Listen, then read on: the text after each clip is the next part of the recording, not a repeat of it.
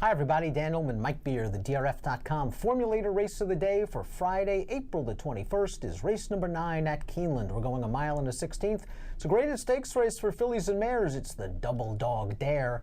And let's take a look at this field. And Mike, there's going to be a big favorite in here in the number 5, Unbridled Mo, for the very familiar connections of Todd Pletcher and John Velasquez. Right. It's not like there are no questions surrounding her right now, just because we haven't seen her since the Houston's Lady Classic, and it feels like things haven't gone great for her since then. On the other hand, if she can show up here and just run something even close to her best race, I mean, she's probably just going to win. She ran really well in the Houston Ladies Classic. She made sort of a mid-race move to take over 3 furlongs from home, and then she held off the big favorite, Grade 1 winner, I'm a Chatterbox. She catches the right field, but she missed some time.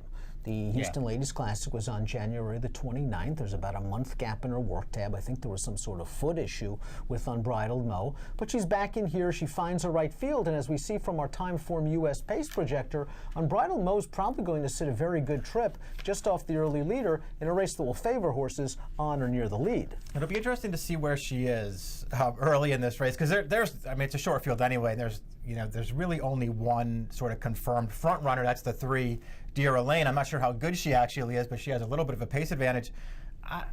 I feel like Unbridled Mo is not supposed to be compromised by the way the race is run. On the other hand, I sort of kept looking at it thinking she might be last early in this race. I don't know if I agree with that pace projector or not. She is 5 for 5 at this distance. However, she does have the figs that indicate that on her very best, if she's at her very best, she's supposed to be real tough at a short price. She also has a Todd Pletcher Formulator fact in her corner over the past couple of years, last out winning dirt routers, older horses, that is, off a medium layoff, 38% to 373 ROI. Let's talk about Dear Elaine, who projects to be on the lead, but she was on the lead last time. And she was run over in the stretch as the favorite by Romantic Vision. She has now been the beaten favorite 4 times out of her last, 6 starts. Maybe you could say last time she needed a race off the layoff? She was off the layoff. I thought she was a little hard to settle early in that race, but all things considered, I mean, she got relatively loose on the lead, and when Romantic Vision came for her at the top of the stretch, I mean, she just ran right by this. So this horse put up no fight at all. I didn't like that about her, and that's not the first time she's done that.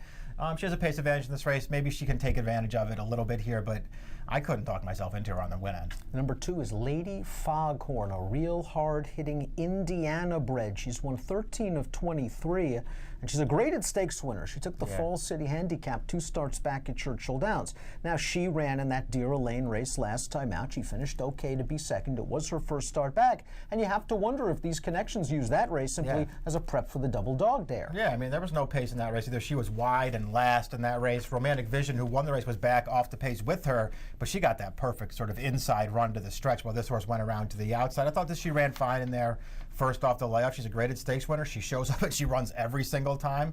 I would certainly use her underneath. Well, Lady Foghorn has won 13 lifetime races. The number 1, Power of Snunner, a Pennsylvania bred, has finished second 14 times. She hasn't won since 2015, but she's only run sparingly since that last win. And Joe Sharp's done a really nice job, I think, with this mare, getting her some graded stakes black type, finishing second at Terra Promessa 2 starts back in a race where you had the feeling they were riding for second. Yeah, it did seem that way.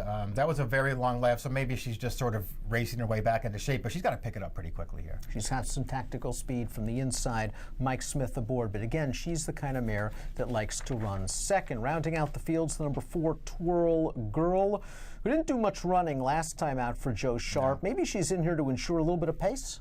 Maybe. I mean, she's more of a sprinter, and she has the kind of, maybe she'll have the kind of speed on the stretch out that keeps her up close in this race. I mean, and she has Castellano too. I guess I'll just probably try to put her up near the pace. She just doesn't seem fast enough to win. You'll get Javier at a price, and Twirl Girl has run very well at Keeneland in the past. But it's hard to look past Unbridled Mo as we take a look at our selections. She's likely going to be the favorite. Is she the kind of mare that you single in any kind of multiple race wager? I mean, maybe just because of the field she's running against. I mean, it's not like, again, she doesn't have any questions to answer here. There's some things that bother me about her, but I just don't like the alternatives to her in this race. I'm with you there. 5, 3, and 2 for Mike. 5, 2, and 1 for me in the Grade 3 Doubledogdare Stakes at Keeneland on Friday. And if you happen to be playing the Friday Keeneland card from home, DRF Bets would love for you to be a VIP for a week, at least. Start with a $300 bonus at drfbets.com/VIP. Lots of other goodies to unlock as well. And the approximate post time for the Doubledogdare is 5:30 Eastern. Good luck.